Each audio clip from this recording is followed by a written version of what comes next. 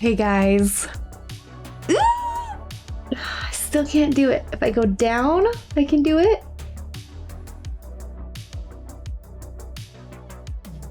It's gracious. Hi, welcome back to Popcorn in Bed. Thank you for being here. We're doing it. We are starting Star Trek. Guys, this is a whole new world that I feel very overwhelmed about. It's been a long time coming. I feel like I've been promising it for like a year, but we're finally doing it. And I think I'm excited. There's just so much. It's so many episodes, movies. That was overwhelming.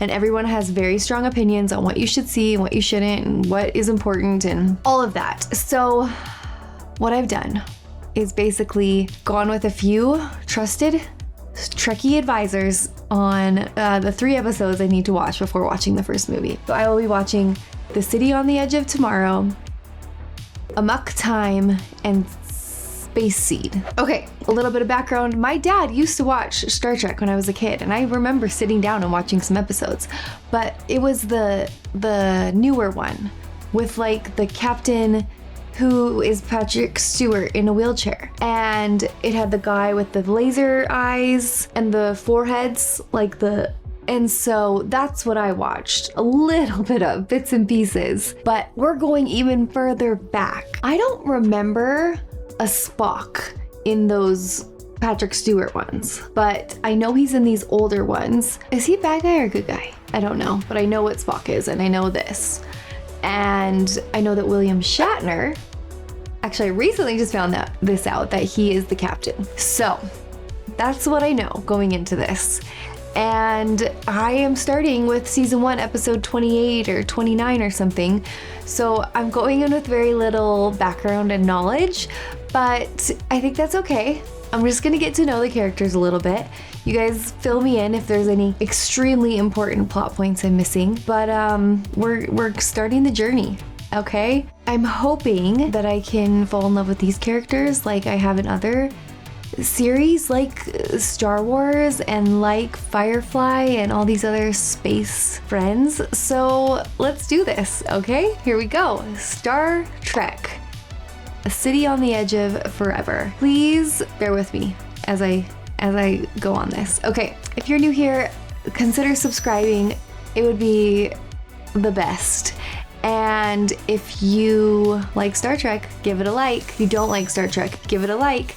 And don't forget, here's my Patreon if you want to vote on polls and tell me what to watch next and all the things. Okay, here we go. Oh, just kidding.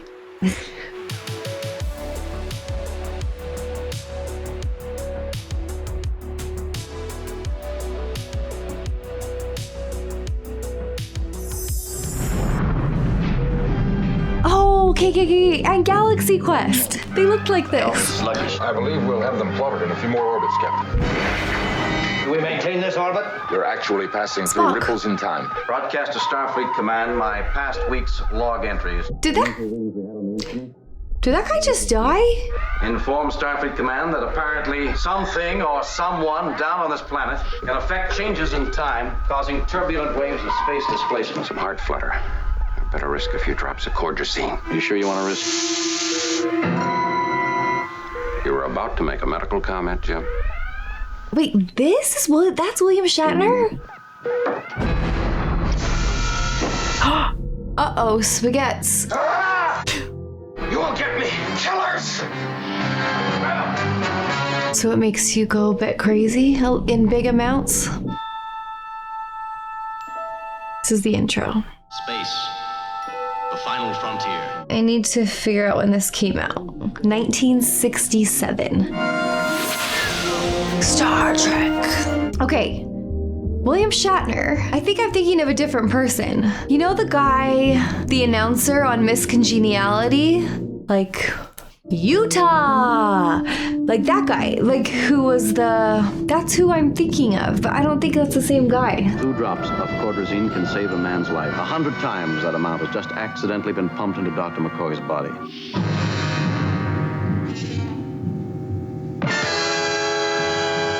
James Bond. Chop. Subjects failed to recognize acquaintances. Extremely dangerous to himself or to anyone else who might... Security, 054, sir. We just found a transporter chief injured. Dr. McCoy has beamed himself down to the planet. And the transporter at that time, Captain, was focused on the center of the time disturbance. So whatever's down there, McCoy's in the heart of it. I have to remember that in 1967, all of this, the special effects, this was probably a huge deal. Like they just beamed. That was kind of impressive. And in 67, it was probably insane. It seems to be pulsating with power of some kind. This single object is the source of all the time displacement. Explain. I can't. For this to do what it does is impossible by any science I understand. So is Spock not human? He's a different species? Search progressing. Can't be a machine as we understand mechanics. Then what is A it? question. Before your race was born, I have awaited a question. What are you? I am the guardian of forever. Like God? Are you machine or being? I am both and neither. Time portal, Captain. A gateway to other times and dimensions. Ooh, the multiverse. A gateway to your own past, if you wish.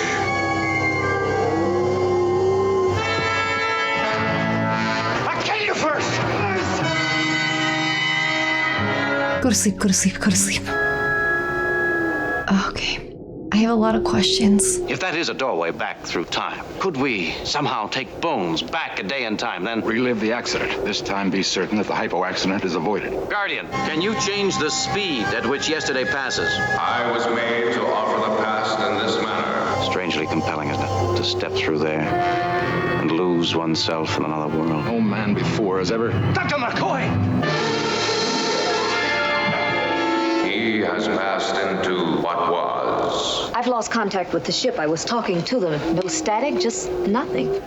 Scotty. All that you knew is gone. How? McCoy has somehow changed history. No past, no future. But didn't he go back to like the Roman Empire? Earth's not Or there. would he- At least not the Earth we know. What? We're totally alone. Dun dun. We have asked the Guardian to show us Earth's history again. Spock and I will go back into time ourselves and attempt to set right whatever it was that McCoy changed. I believe I can approximate just when to jump, perhaps within a month of the correct time. Make sure we arrive before McCoy got there. It's vital we stop him before he does whatever it was that changed all history. That like destroyed the Earth? If we are successful, Then you will be returned. It will be as though none of you had gone. Oh no, we're past the Roman Empire. Star Trek. Captain, seems impossible. Even if you're able to find What? the right date. Year is this supposed to... Is this in the future? is no This is supposed to be in the future? Like it's like normal America, normal Earth, but in like 3000 something something? I don't know.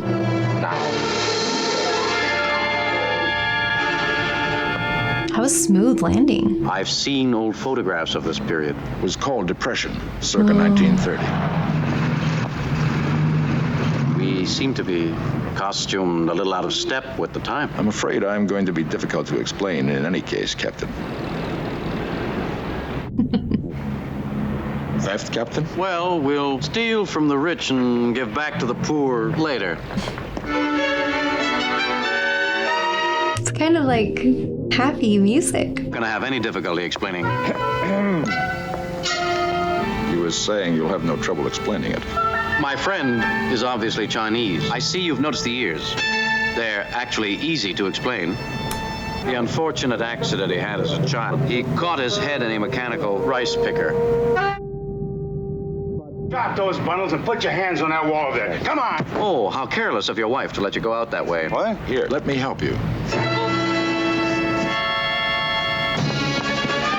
Uh-oh. Can only Spock do that thing? Or is that just a space trick? like they all know it. First, I believe we have about a week before McCoy arrives, but we can't be certain. Arrives where? Honolulu? Boise? There could be some logic to the belief that time is fluid, like a river. And the same currents that swept McCoy to a certain time and place might sweep us there too. Yes, that is true, Captain. We have no hope.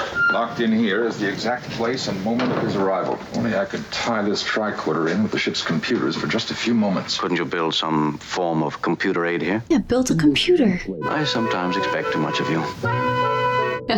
We didn't mean to trespass. Cold outside. A lie is a very poor way to say hello. It isn't that cold. We were being chased by a policeman. Why? These clothes. We stole them. I see sparks fly. I could do with some help around here. Doing dishes, sweeping, general cleaning. At what rate of payment? I need radio tubes and so forth, my hobby. My hobby. We can't afford clothes, but I need to hobby. 15 cents an hour for 10 hours a day. What are your names? Mine's Jim Kirk. His is Spock. Well, you can start by cleaning up down here. Excuse me, miss. Where are we? You're in the 21st Street Mission. Do you run this place? Indeed I do, Mr. Kirk.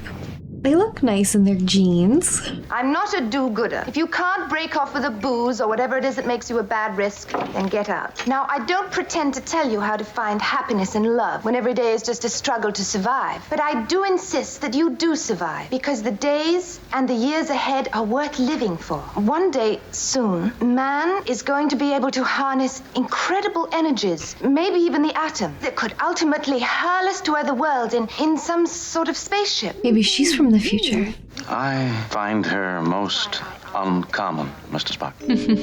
I think that's a compliment. I find you most uncommon. That basement looks like it's been scrubbed and polished. Do you have a flop for the night? What? A flop is a place to sleep. There's a vacant room at the place where I live for $2 a week. If you want to, I'll take you there. We have a flop. We have a what, Captain? A place to sleep. One might have said so in the first place. Spock's a literal guy, hey? Captain, you're asking me to work with equipment which is hardly very far ahead of stone knives and bearskin. McCoy will be along in a few days. There's no guarantee that these currents in time will bring us together. It has to work. Captain. If you can leave right away, I can get you 5 hours' work at 22 cents an hour. What on earth is that? I am endeavoring, ma'am, to construct a mnemonic memory circuit using stone knives and bearskins. They're from the future. You gotta get creative, guys. Captain, tools for finely detailed work.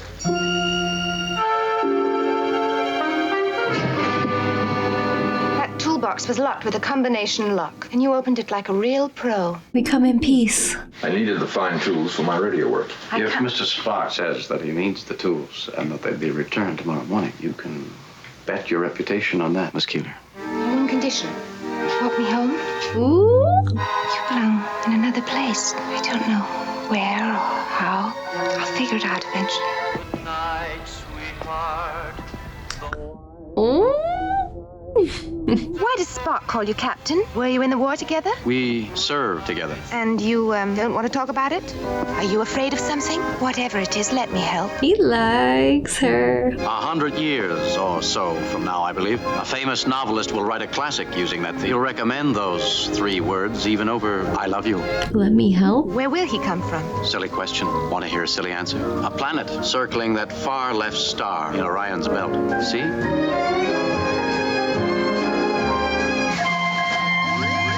So Spock's also some kind of genius? Wait. I may have found our focal point in time. I believe we'll have our answer on this screen, Captain. You may find this a bit distressing. Do you think McCoy kills? FTR confers with... What? President and Edith Keeler conferred for some time today. Oh. President and Edith Keeler. It would seem unlikely, Jim. I read a 1930 newspaper article. We know her future. Within 6 years from now, she'll become very important. Or, Captain, Edith Keeler will die this year. I saw her obituary. Some sort of traffic accident. Didn't it say murder? And Edith Keeler is the focal point in time we've been looking for. A point in time that both we and Dr. McCoy have been drawn to. Yes, 2 possible futures then. And depending on whether she lives or dies, all of history will be changed. Wow. And McCoy is the random element. Suppose we discover, in order to set things straight again, Edith Keeler must die. There has to be another way. It's so funny, my first Star Trek episode, and we're in the Great Depression for most of it.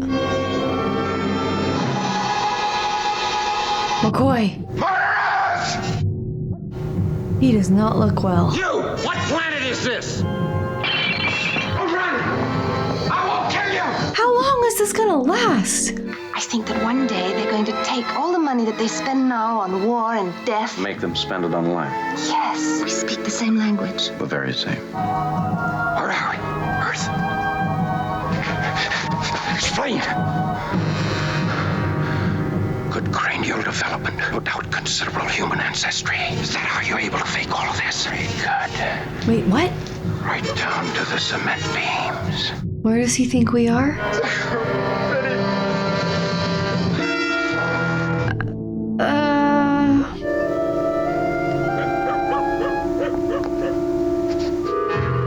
The radio? Is he gonna go to the space? Wait, well, he can't go to the ship. The ship doesn't exist. How long before we get a full answer? I'll need at least 2 more days before I dare make another attempt. McCoy could have been in the city a week now, for all we know. I must know whether she lives or dies, Spock. I love her. Oh, miss, that coffee, it just smells wonderful. You look terrible.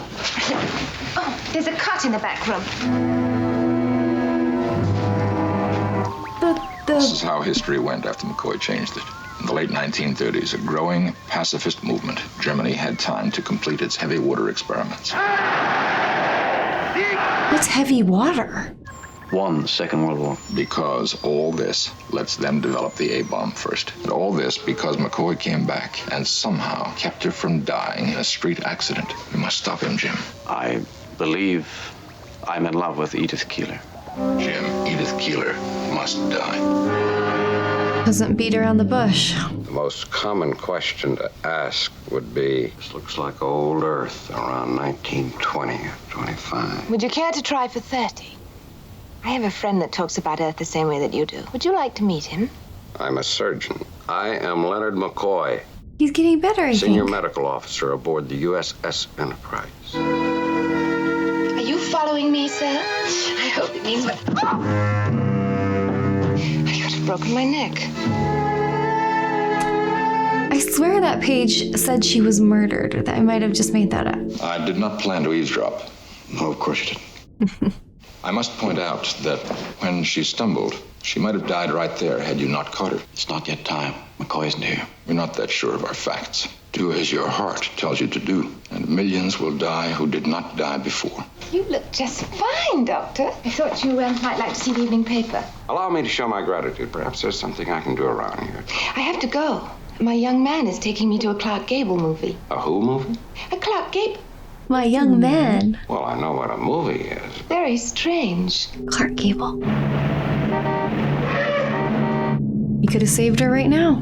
Right there. We hurry, maybe we can catch the Clark Gable movie at the Orpheum. What? No, Dr. McCoy said the same thing. McCoy! He's in the mission. He's... Stay right here. What is it? McCoy, he's...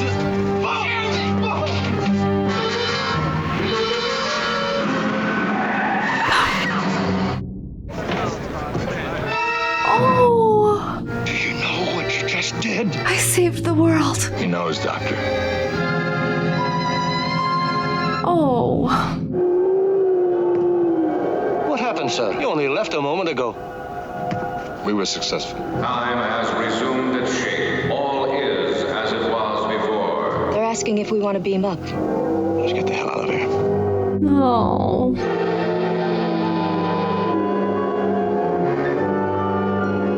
I was gonna say, oh, the old save one or one life for millions, you know. But maybe this was the first time it was ever...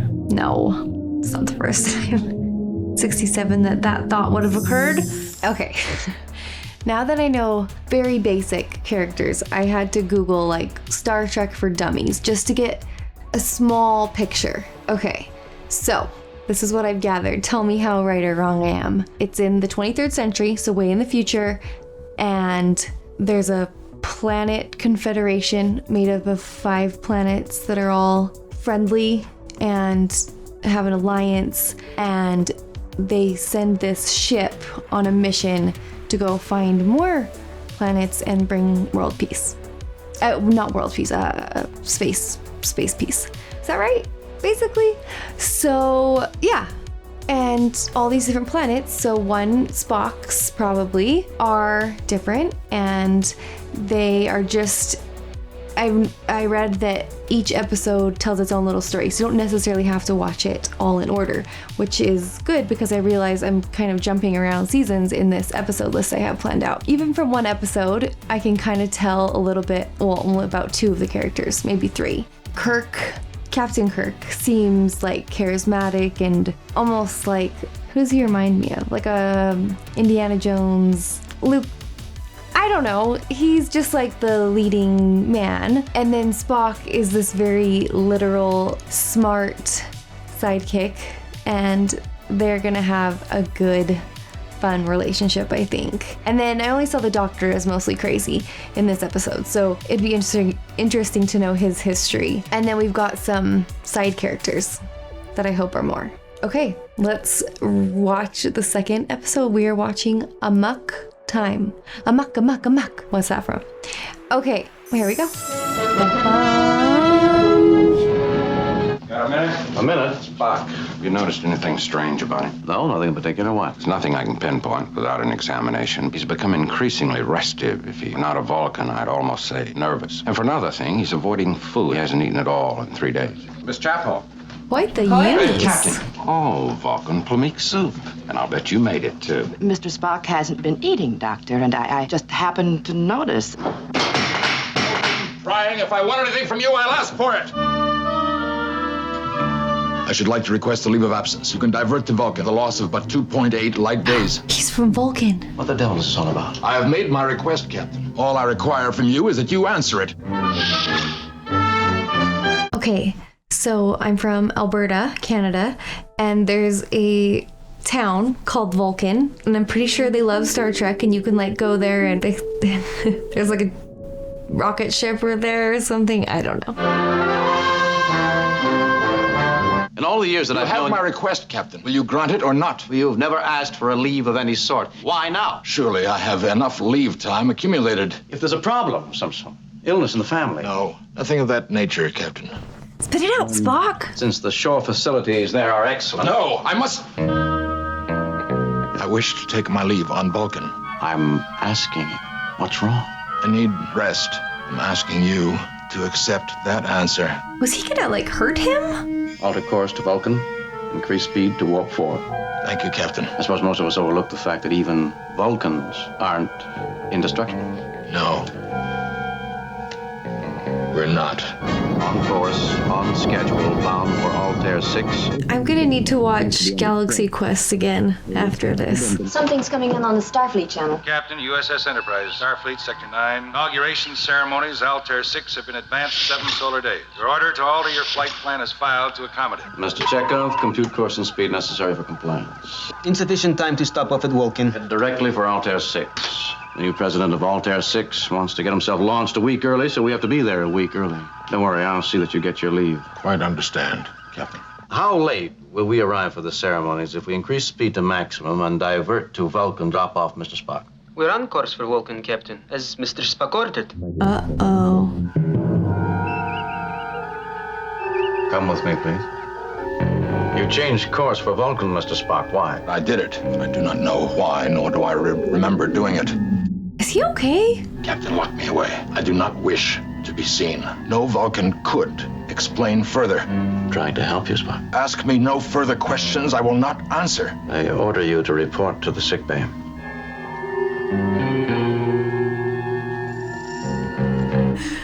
I'm cracking up at the girls' uniforms. My orders were to report to sickbay. I have done so, and now I'll go to my quarters. My orders were to give you a thorough physical. Come on, Spock. Yield to the logic of the situation. I wonder if the 3 of them, Spock, McCoy, and Kirk, if they are all friends, or if there's a history of like you know.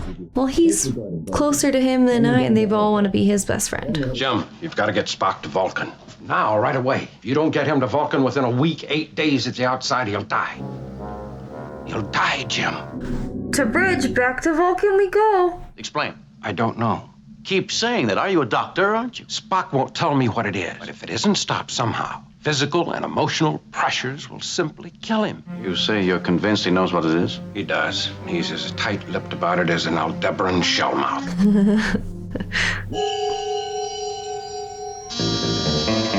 It must be some Vulcan secrecy thing. He says you're going to die unless something is done. Is it something only your planet can do for you? Spock. You've been called the best first officer in the fleet. That's an enormous asset to me. If I have to lose that first officer, I want to know why. It is a thing no outworlder may know, except those very few who have been involved. Vulcan understands, but even we do not speak of it among ourselves. It is a deeply personal thing. Can you see that, Captain? Explain. Consider that an order. Would it help if I told you that I'll treat this as totally confidential? It has to do with biology. Biology as in reproduction? There's no need to be embarrassed about it, Mr. Spock. It happens to the birds and the bees. If any creature as proudly logical as us were to have their logic ripped from them as this time does to us, how do Vulcans choose their mates? Haven't you wondered? I guess the rest of us assume that it's done quite logically. No. We shield it to the ritual and customs shrouded in antiquity. The humans have no conception. What? It is the Pon farr time of mating. Pon farr. It's like he's in heat.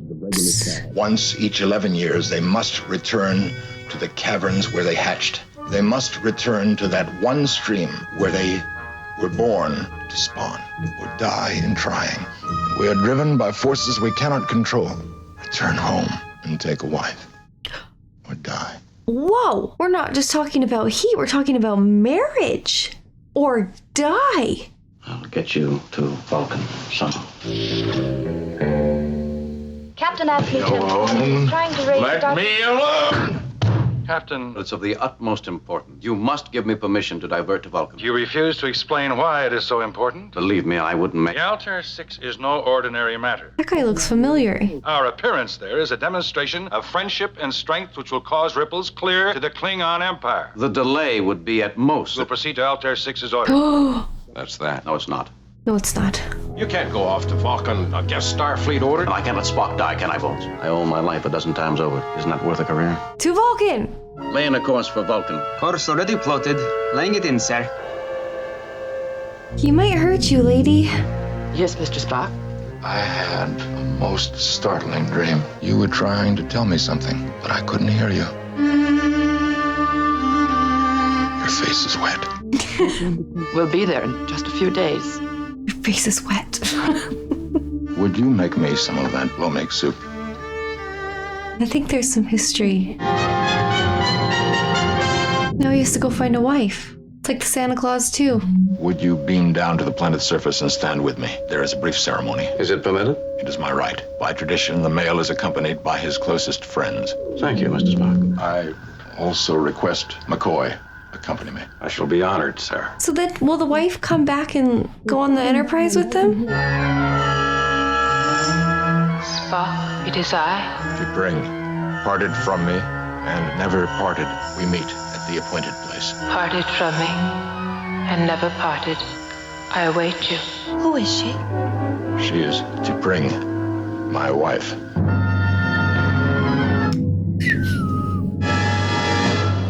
These are kind of fun. The stories in each of them.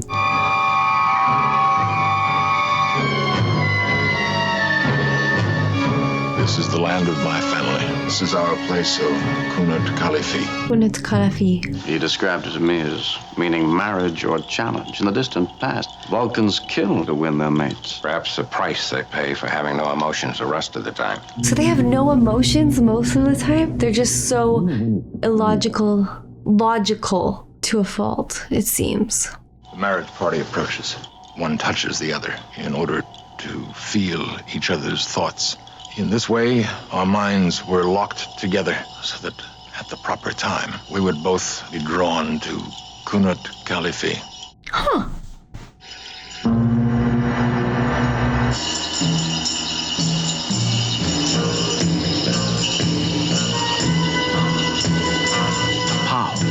The only person to ever turn down a seat in the Federation's council. Officiating at Spock's wedding. He never mentioned that his family was this important.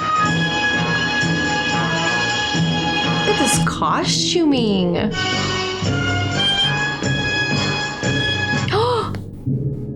This is it. Are our ceremonies for outworlders? They are not outworlders. They are my friends. This is Kirk. Ma'am. Leonard McCoy, ma'am. How does the pledge their behavior? With my life. Oh. This is the Vulcan heart. This is the Vulcan soul. This is our way. He doesn't seem very happy. But I do love a wedding. Khalifi!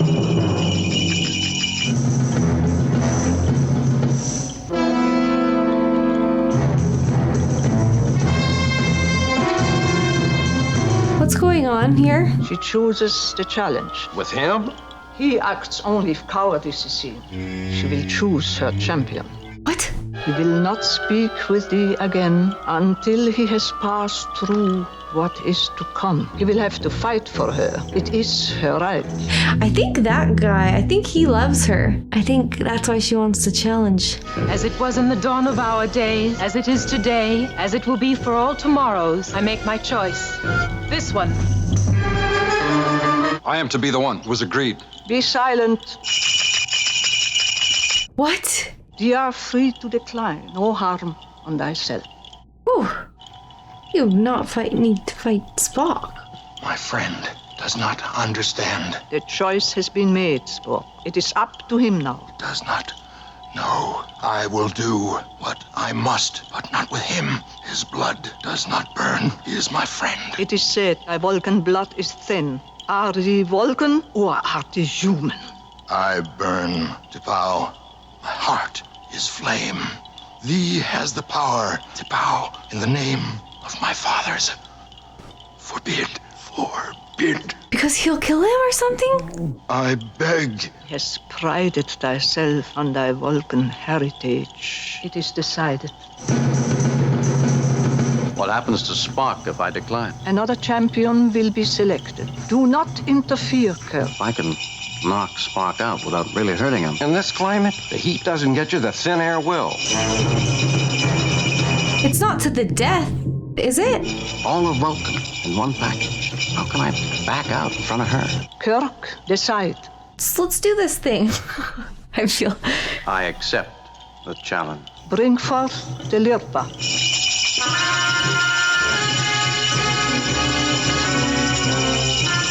He is pretty handsome. If both survive the Lirpa, combat will continue with the armed wound. What do you mean, if both survive? This combat is to the death.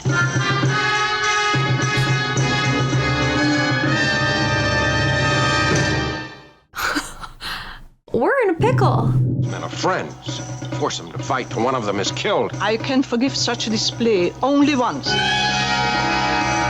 Let no one interfere.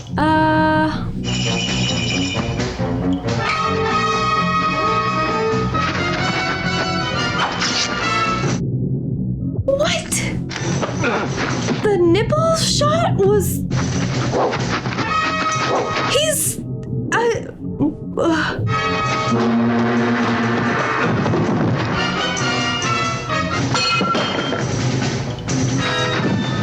He's in the bloodlust, right? He doesn't understand that he's... Spock! No! Riker! I can compensate for the atmosphere and the temperature with this. At least it'll give Kirk a fighting chance. This is not great. You're gonna have to kill him, John. That's not what we came to Vulcan for, is it? Be careful. Sound medical advice. This is not funny, but this... It's a little bit funny. No, the power of friendship will prevail.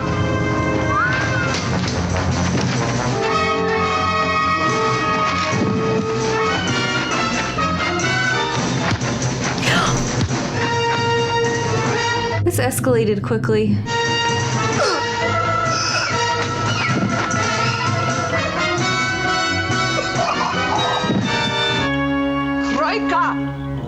finished. He's dead. I grieve with thee. Go ahead, Enterprise. Enterprise, Lieutenant Uhura here. Have the transporter room stand by to beam up the landing party. There's no way he's dead. As strange as it may seem, Mr. Spock, you're in command now. I'll follow you up in a few minutes. You will instruct Mr. Chekhov to plot a course for the nearest starbase where I must surrender myself to the authorities. Explain. And why you chose my captain. Stan wanted me. I wanted him. I see no logic in preferring Stan over me. You have become much known among our people, Spock, and as the years went by, I came to know that I did not want to be the consort of a legend. There was also Stan, who wanted very much to be my consort. If your captain were Victor, he would not want me, and so I would have Stan. If you were Victor, you would free me because I had dared to challenge, and again I would have Stan. Stan, she is yours. After a time, you may find that having is not so pleasing a thing after all as wanting. Guys, I'm only laughing because I know. Spock here.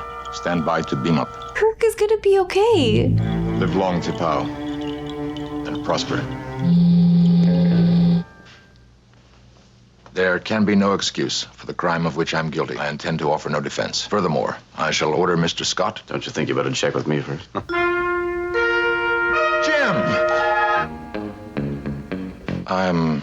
Oh, he's got some emotions under there. That was no Triox compound he shot me with. He slipped in a neural paralyzer. Simulated death. Spock, what happened down there? The girl, the wedding. It must have been the combat. When I thought I had killed the captain, I found I had lost all interest in T'Pring. The madness was gone. There's just one thing, Mr. Spock. You can't tell me that when you first saw Jim that you weren't on the verge of giving us an emotional scene that would have brought the house down. Your reaction was quite logical. Thank you, Doctor. And a pig's eye.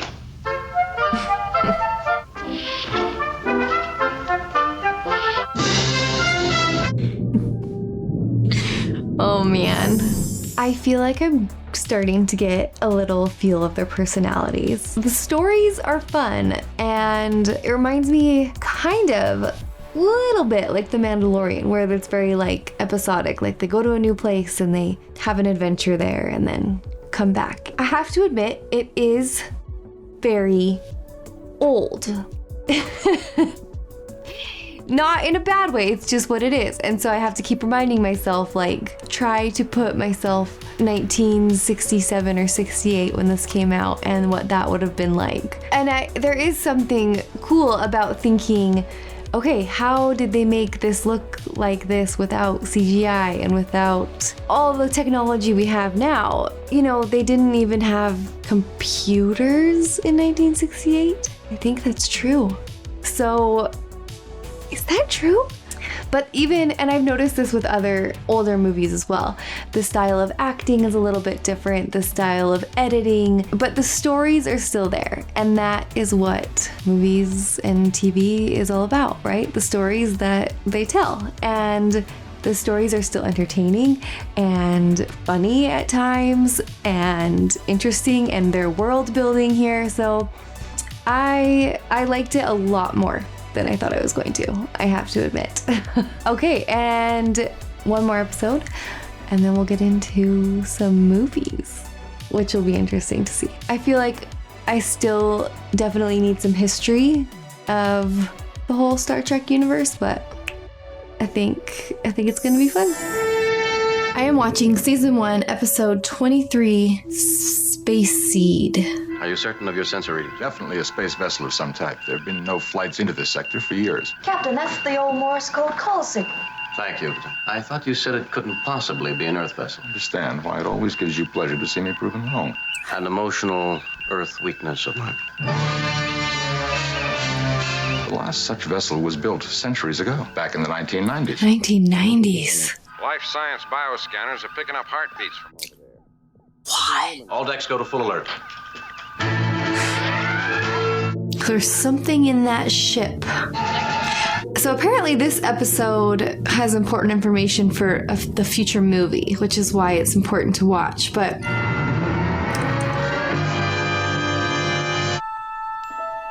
okay, so here's the intro. It's been a few days since I watched the original 2 that I watched, and so I've gotten to read the comments and get some more background, and that has been so helpful. So this is like in the 2300s, and Earth is like this, what do they call it? Utopian society, which is, it's laughable, isn't it? But like everyone loves each other and there's no famine or poverty or war, and it's just this happy place along with these other planets in the Confederation. Look at me. And you can choose to be whatever you want to be, and these people choose to go explore space and find new planets and life and invite them to be part of the peace. Continuing to pick up some form of heart action over there. Faint, very slow. There's no sign of breathing or any other form of respiration. Hull surface is pitted with meteor scars. However, scanners make out a name. SS Botany Bay. Check the registry. No such vessel listed. Records of that period are fragmentary, however. The mid-1990s was the era of your last so-called World War. The eugenics wars. Your attempt to improve the race through selective breeding. Not our attempt. Group of ambitious scientists. I'm sure you know the type. Completely unemotional. Doctor, I would be pleased. All right. Yeah, those two, they've got a tiny little beef, huh? The following personnel report to transporter room. Engineering Officer Scott, Lieutenant MacGyvers. Acknowledge. MacGyvers, on my way. I also read about Looks how like that ship is expecting us. groundbreaking and important it was to have like a woman of color on the bridge and different ethnicities in these more prominent positions, which is cool. Well, come on, Lieutenant. MacGyvers, sir. Energize. So they won't even give her a rundown?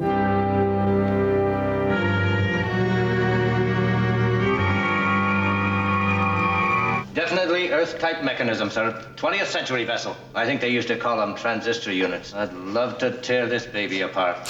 Captain, it's a sleeper ship. I like Scotty. It took years just to travel from one planet to another. Is it possible they're still alive? Theoretically possible. I've never heard of it being tested for this long a period. Lights must have triggered some mechanism. Captain, look here. They're coming alive? We've triggered something, all right. Now passing 8 beats per minute. There's some signs of respiration beginning. They've been in there for hundreds of years? The leader was often set to revive first, would allow him to decide whether the conditions warranted revival of the others. The respiration pattern is firming up. A man from the 20th century coming alive. Heartbeat dropping. Maybe we get him out of there. He's dying. Do something, Captain.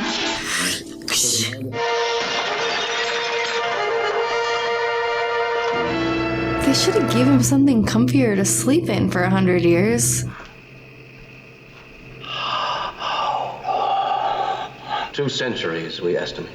200 years. Lock in on Dr. McCoy's beam. He's transporting back with a casualty we discovered here. Casualty? Boarding party of engineering and medical specialists are now completing their examination. Attempts to revive other sleepers await our success or failure with the casualty already beamed over. He's not a casualty. Any records? Log books of any kind? Negative, Captain. It appears they were in suspended animation when the ship took off. 12 units have malfunctioned, leaving 72 still operating. 30 of those are women. Kirk out. Kirk out. Group of people dating back to the 1990s. There are a great many unanswered questions about those years. The 90s. DY-100 class vessel was designed for interplanetary travel only. It was 10,000 to 1 against their making it to another star system. And why no record of the trip? Botany Bay. That was the name of a penal colony on the shores of Australia, wasn't it? If you're suggesting this was a penal deportation vessel, you've arrived at a totally illogical conclusion. Like a prisoner? A group of criminals could have been dealt with far more efficiently. Yes, so much for my theory. Bum, bum, bum. Foreshadowing. Even a theory requires some facts, Captain. I have none. And that irritates you, Mr. Spock? I'm not capable of that emotion. I also learned that Spock is half human, half Vulcan. You suspect some danger. Insufficient facts always invites danger, Captain. Ooh.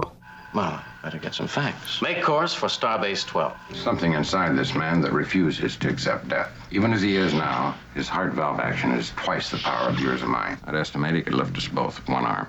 Be interesting to see if his brain matches his body. Will he live? It appears he will, Lieutenant. She loves him. The safety of this entire vessel might depend on the performance of a single crewman aboard. And the fact that you find a man strangely compelling to you personally. Not personally, Captain, professionally. My profession is historian, and to find a specimen from the past alive, I mean, the sheer delight of examining his mind. If I can have honesty, it's easier to overlook mistakes. That's all. Why? He's not being very nice to me. She didn't do that bad, I thought.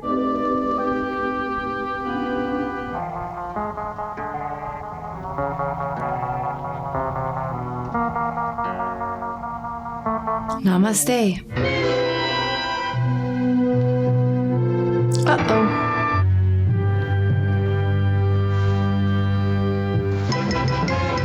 Well, either choke me or cut my throat. Make up your mind. English. Thought I dreamed hearing it. Where am I? You're in bed, holding a knife at your doctor's throat. Answer my question. Would be most effective if you would cut the carotid. Why does he keep egging him on? Like a brave man. I was simply trying to avoid an argument. Aboard the United Spaceship Enterprise, your vessel is in tow. I had been sleeping for 2 centuries. That is correct.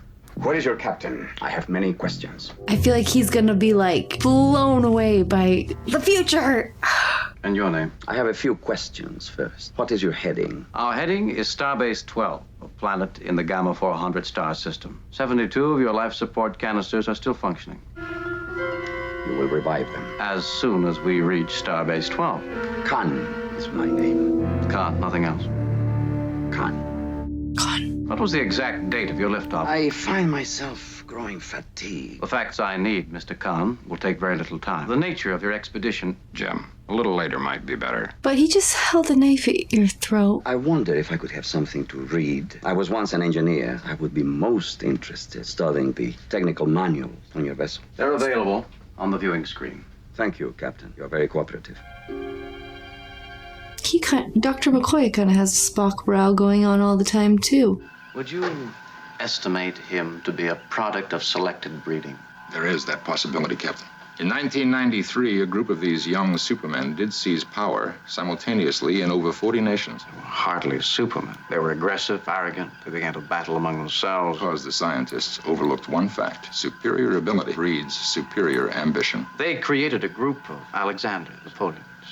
I've collected some names. By my estimate, there were some 80 or 90 these young supermen unaccounted for when they were finally defeated. That fact isn't in the history texts. Would you reveal to war-weary populations that some 80 Napoleons might still be alive? Ship's historian, Lieutenant... Marla MacGyver. I am told you participated in my rebirth. I've been reading up on starships, but they have one luxury not mentioned in the manuals. A beautiful woman. My name is Connie. Please sit and entertain me. Why do you wear your hair in such an uncomplimentary fashion? It's comfortable.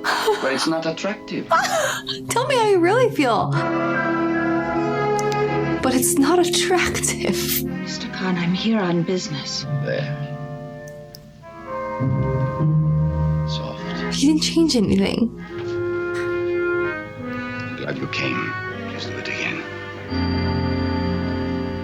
Lieutenant MacGyver's idea to welcome Khan to our century. Just how strongly is she attracted to him?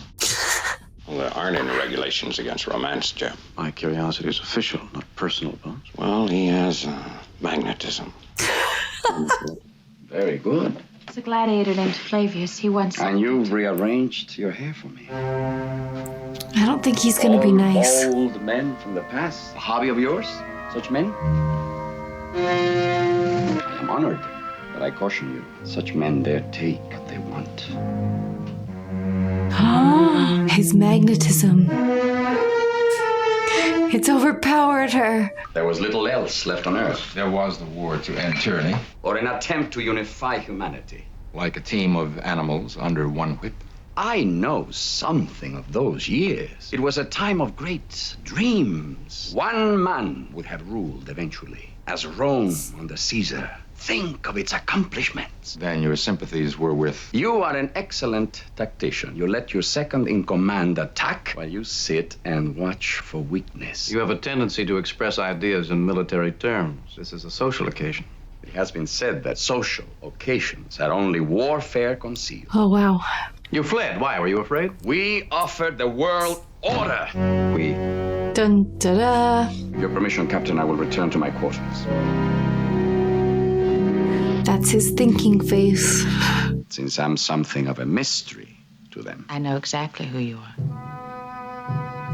Uh-oh. Leif Erikson. Richard the Lionhearted Napoleon. I don't know if you're going to like living in our time. Then I'll have to remold it to my liking. Please don't. Go. I'll stay a little longer. How many minutes do you graciously offer? I only meant... This grows tiresome. You must now ask to stay. What? I'd like to stay, please. I don't like the way he's talking to her. Will you open your heart? Yes. I intend to take this ship. You agree? Oh, please don't ask me to... I need your help. You won't harm anyone. Now you question me. Leave me then. No. No! I promise. Do anything you ask. Khan Noonien Singh. From 1992 through 1996. Oh, we found him. They were Superman in a sense. Stronger, braver, certainly more ambitious, more daring. Gentlemen, this romanticism about a ruthless dictator. Spock, we humans have a streak of barbarism in us. Appalling, but there, nevertheless. But a 24-hour security on Mr. Khan's quarters effective immediately. How long will it take us to get to Starfleet? My door. Locked from outside, a guard posted. Unusual treatment for Khan Noonien Singh. You identified me with your computer system, I imagine. I'd like those answers now. The purpose of your star flight. A new life, a chance to build the world. Other things I doubt you would understand. Because I'm not a product of controlled genetics? You are quite honestly inferior. In fact, I am surprised how little improvement there has been in human evolution. It appears we will do well in your century, Captain. Do you have any other questions? They've all been answered. You're dangerous. Uh-oh. Too easy.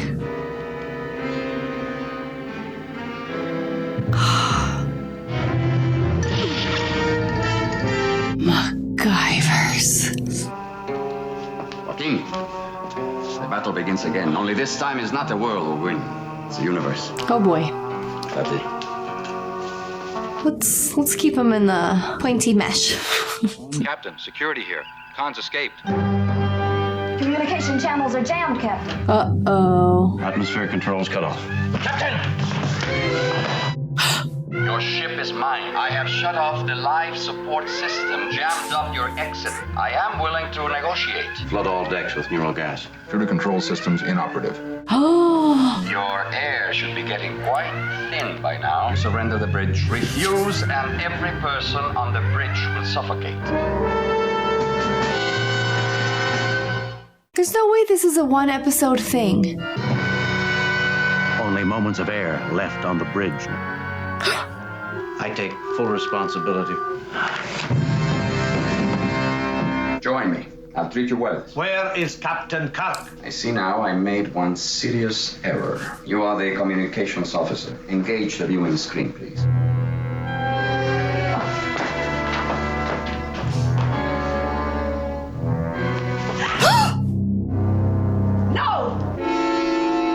I should have realized that suffocating together on the bridge would create heroic camaraderie among you.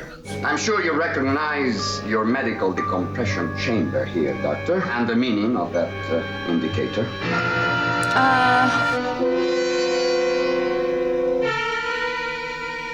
Your captain will die.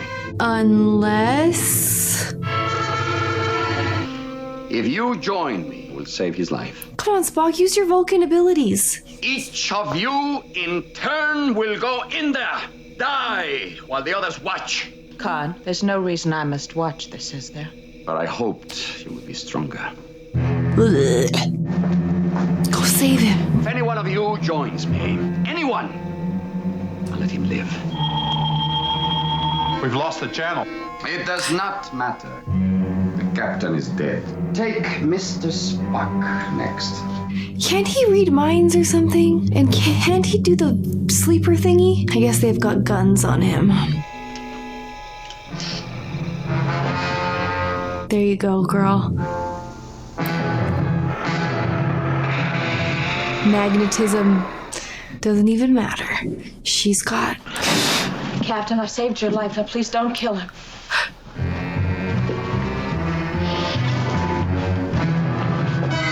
Yes! Sleep. Anyone, report status. Gas just means sleep. Where's Tom? He got out just as the guy... And anesthesia gas in all sections except engineering. Someone just closed that line. We must retake the vessel while the anesthesia lasts. I'm blowing it clear first. Spock out. That was too easy.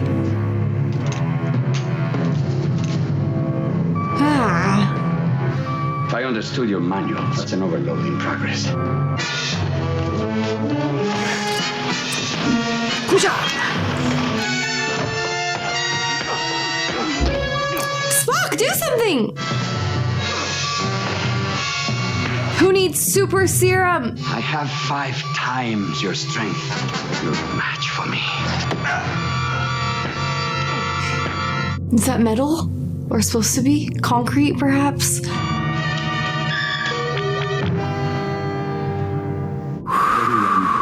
Too close.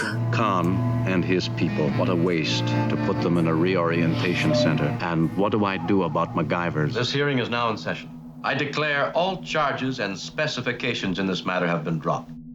Reed, you have the authority. Mr. Spock, I believe our heading takes us near the Ceti Alpha star system. Planet number 5 there is habitable, savage, somewhat inhospitable. But no more than Australia's Botany Bay. Those men went on to tame a continent. Can you tame a world? Have you ever read Milton, Captain? We're gonna let them free?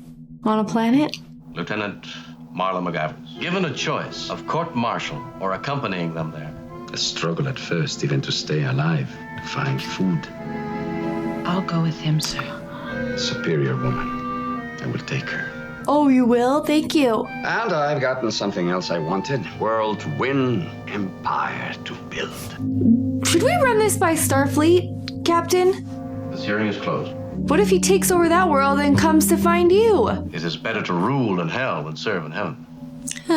Would be interesting, Captain, to return to that world in 100 years and learn what crop had sprung from the seed you planted today. Yes, Mr. Spock. It would indeed. Oh, that makes me wonder what the movie's gonna be about. Okay, I kind of get it. Like I said before, the stories are there. And to me, having watched a lot of TV, some of these stories, tropes are like we see still today. And I'm like, was this the first? You know what I mean? You have to overlook some of the... It's not bad acting. It's like the captain is dead and she's like, ugh. Do you know what I mean? Where, like, I don't know. And some of the effects, obviously. But it has me wrapped up in the episode, for sure. And the characters... And I feel like I'm getting to know them. I've been talking to my parents and telling them I've been watching these, and they're like, oh, we used to watch those as kids all the time. It's just kind of cool to picture them watching this and that connection there. So, okay, I have a feeling we're going to see Khan again. Okay, thank you so much for watching along. Okay, I decided to do one more bonus episode. I put the most requested episodes after the 3 I watched on a poll, and Trouble with the Tribbles won. It sounds like the title of like a Rugrats episode to me, but they said it's a lot of fun. So here we go, one more. Bum, bum. How close will we come to the nearest Klingon outpost if we continue on our present course? Close enough to smell them. That is illogical, Ensign. Odors cannot travel through the vacuum of space. I was making a little joke, sir. Extremely little, Ensign. Immediate past history. Okay, Kirk with the V-neck. Sherman's planet is claimed by both sides, our Federation and the Klingon Empire. The area was first mapped by the famous Russian astronomer Ivan Burkov. John Burt. I don't think so. Is the rest of your history that faulty, Ensign? Captain, I'm picking up a subspace distress call. Priority channel. See, that's a disaster call. This is a red alert. Man your battle station. Red alert? Okay, wait. Klingons are an enemy? To boldly go where no man has gone before. The opera is gonna get me every time. Oh! The trouble with Tribble. The trouble with Tribbles. The troubles with Tribbles. The trouble with Tribbles. The trouble with Tribbles. The trouble with... I'm pretty good. We can only assume the Klingons have attacked the station, going in armed for battle. Men phasers armed and ready, sir. There's nothing there. Priority 1 distress call. Base Station K7, this is Captain Kirk of the Enterprise. What is your emergency? This is Mr. Lurie, manager of K7. State the nature of your emergency. Perhaps you better beam over. I'll try to explain. Better be prepared to do more than that. Kirk out. Kirk out. I don't know. That gets me every time. Why did you issue a Priority 1 distress call? That was my order, Captain. This is Niels Barrett, out from Earth to take charge of the development project for Sherman's planet. Mr. Barris is the Federation Undersecretary in charge of Agricultural Affairs. And now, Captain, I want all available security guards posted around the storage compartment. Storage compartments. Containing the Quadrotriticale. The what? Again? Wheat. So what? Quadrotriticale is not wheat, Captain. Of course, I wouldn't expect you or Mr. Spock to know about such things. Quadrotriticale is a high-yield grain or lobed hybrid of wheat and rye. Its wheat grain can trace its ancestry all the way back to 20th century Canada. Woo! Quadrotriticale is the only Earth grain that will grow on Sherman's planet. And it's very important that that grain get to Sherman's planet safely. Barris thinks Klingon agents may try to sabotage. You issued a Priority 1 distress call for a couple of tons of wheat. You'll take full responsibility for it. I did not misuse the Priority 1 channel. I want that grain protected. Couldn't you at least post a couple of guards? Seem a logical precaution, Captain. Secure from general quarters. And beam down 2 and only 2 security guards. Have them report to Mr. Lurie. Captain Kirk, how dare you authorize a mere 2 men for a project of this importance? Starfleet Command. I have never questioned the orders or the intelligence of any representative of the Federation. Until now.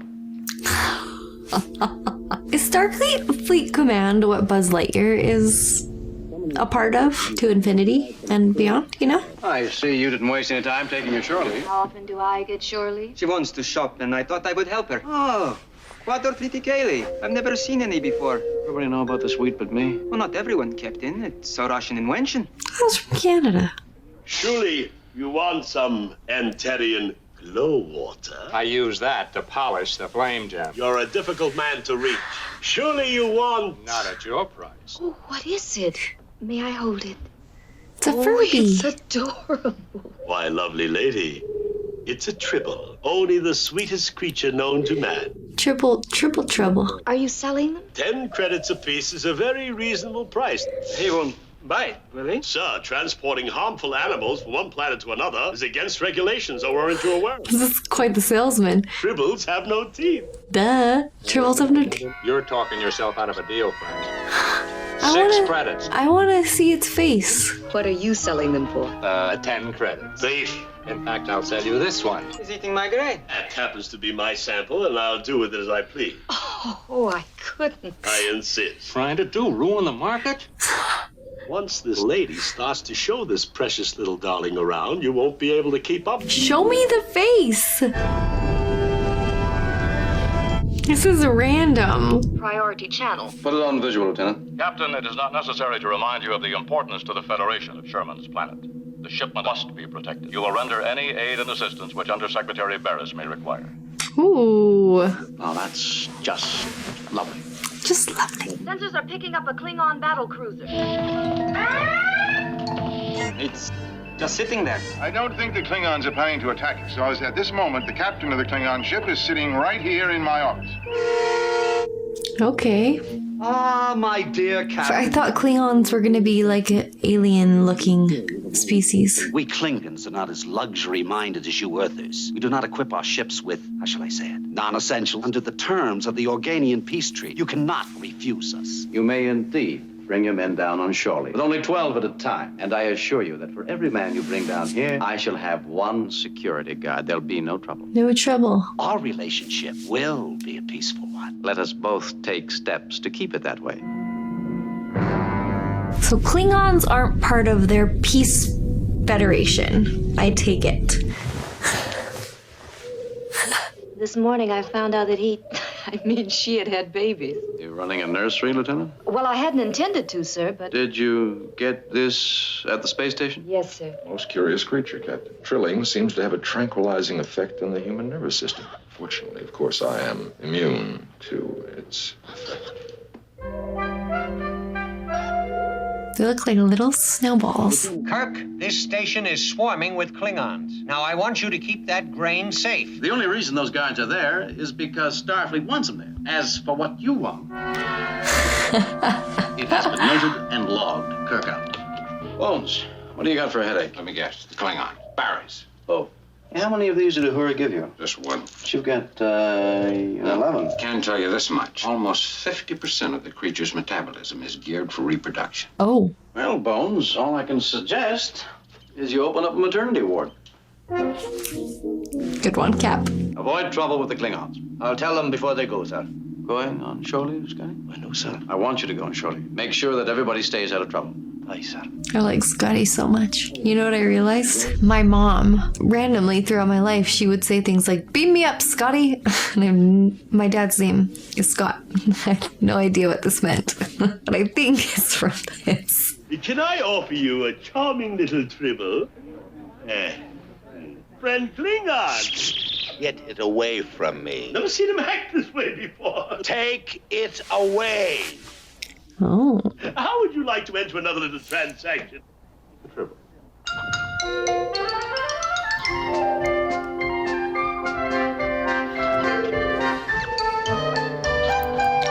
But do they not walk? Where I come from, that's soda pop. This is a drink for a man.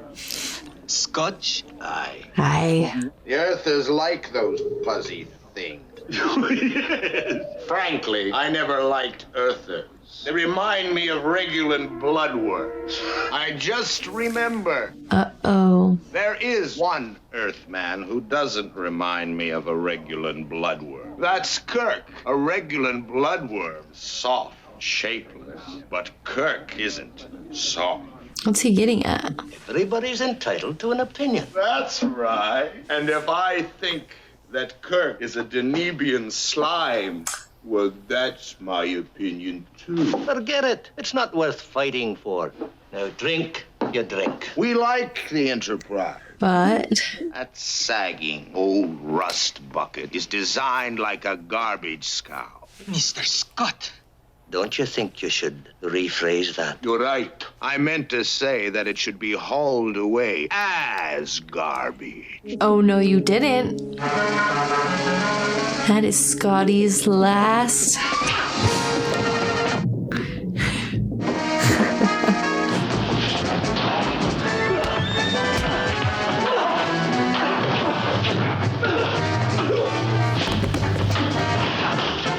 Uh-oh. Fight, fight, fight, fight. Who's this guy? Okay.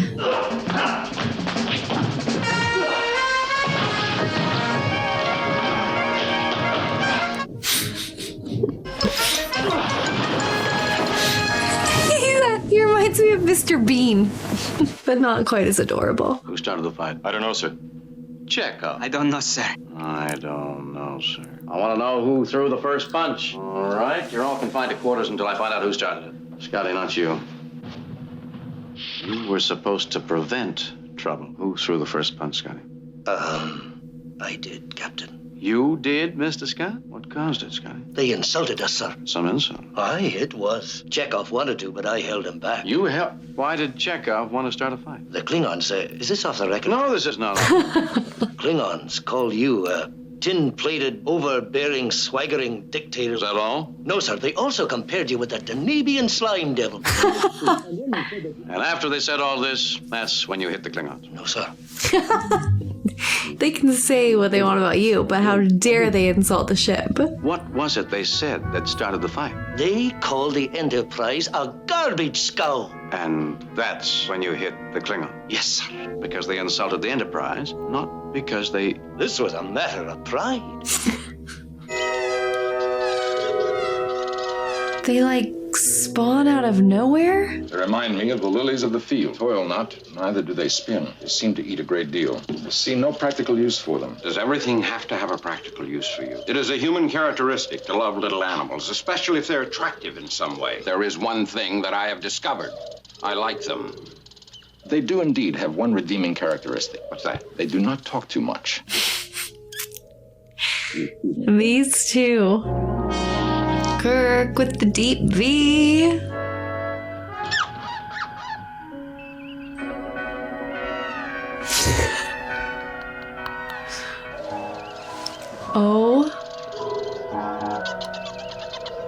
Oh, it does move. And if we don't get them off the ship, we're going to be hip deep in them. Well, the nearest thing I can figure out is that they're born pregnant. Captain, I'm forced to agree with the doctor. Been running computations on their rate of reproduction. Of course he does. They're consuming our supplies. Oh, but they do give us something, Mr. Spock. A Tribble is the only love that money can buy. Too much of anything, even love, isn't necessarily a good thing. Get these Tribbles off the bridge. Spock holding them. By removing the Tribbles from their natural habitat, you have, so to speak, removed the cork from the bottle. But breeding animals is not against regulations. Come on. You have taken this entire very important project far too lightly. I think of this project as very important. It is you I take lightly. I am going to report the proper authorities that you have given free and complete access to this station to a man who is quite probably a Klingon agent. Now, that's a very serious charge. To whom are you referring? To that man who just walked out of here. A Klingon agent? You heard me. He simply could not believe his ears. So to speak. I believe he was involved in that little altercation. Then I checked his ship's log, and it seems that he was within the Klingon sphere of influence. The man is an independent scout. Quite possible that he is also a Klingon spy. He is a licensed asteroid locator and prospector. But he is after my grain. Do you have any proof of that? He's disrupted this station. People have disrupted stations before without being Klingon agents. If you'll excuse me, I have a ship to tend to. Au revoir. Au revoir. Dear heavens. This is my chicken sandwich and coffee. I don't care if it takes every man we've got. I want them off the ship. They're into the machinery, all right. Probably through one of the air vents. There are vents of that type on the space station. And in the storage compartments. What if the Tribbles are in the wheat? Guard, is that door secure? Yes, sir. It's not working, sir. It seems to be stuck. Yeah, let me try.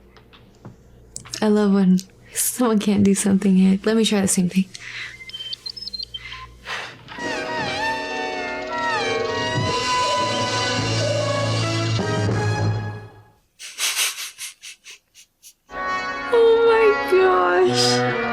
They seem to be gorged. On my grain? Must be thousands of them. 1,771,561. Kirk, you should have known.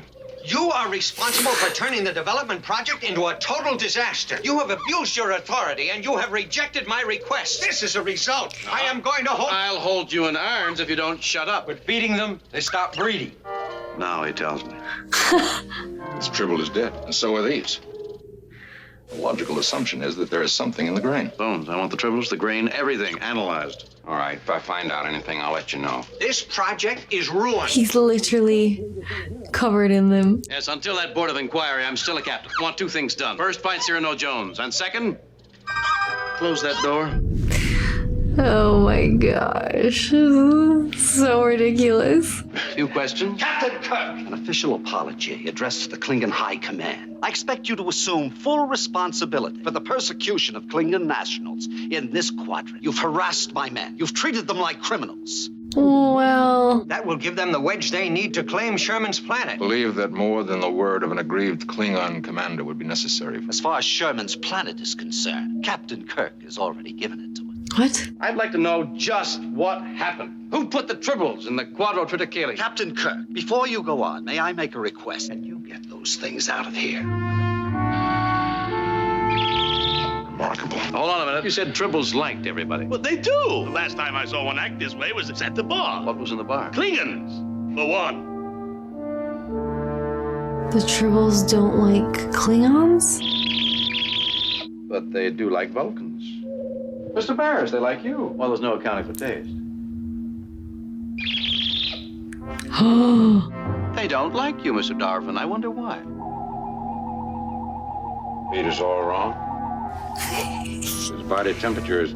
Can you say someone's heartbeat is wrong? Klingon. What about the grain? It was poison. The more the organism eats, the more inert matter is built up. They starve to death. That is essentially it. He impregnated the grain. I have nothing to say. All right, I poisoned the grain. Well, that was easy. You have 6 hours to get your ship out of Federation territory. Hey, you know, I think I could learn to like Tribbles.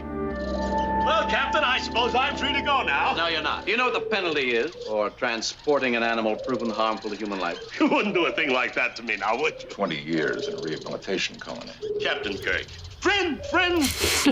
There is one thing you can do. Pick up every Tribble on the space station. If you do that, I'll speak to Mr. Lurie about returning your spaceship. Captain, you're a hard man. All right! You'll do it. I'll do it. What's he gonna do with them? Starfleet was able to divert that freighter. Good. That means Sherman's planet will get its Quadro Triticale a few weeks late. I don't see any Tribbles around here. And you won't find a Tribble on this entire ship. Bones! How'd you do that? Scotty did it. Scotty, where are the Tribbles? Oh, Captain, it was really Mr. Spock's recommendation. Well, it was Mr. Scott who performed the actual engineering. Where are the Tribbles? I used the transporter, Captain. Well, where did you transport them?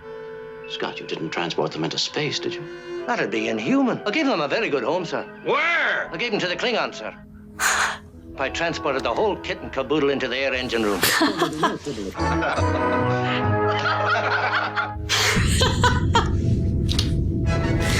Oh, Scotty, you rascal. I'm starting to like these guys. Well, that was fun and silly. I do like the episodic nature, I feel like that's such a good word, of the show. For me, who loves a happy ending, I do like how it seems to resolve everything in a span. We got to meet the Klingons. They don't seem that bad. I'm sure I'll see them again as I start into my movie exploration. I'm still liking to get to know these characters and their quirks. Like I said, there's some things that seem obviously outdated, but if I remember to just focus on the story and the characters and remember that, you know, this was 50 plus years ago, that's crazy, then I can just get into the story, and that's the fun part. Okay, thank you so much for watching along. That so far has been my Star Trek Original Series episode sampler, and now to infinity and beyond. Okay, see you soon.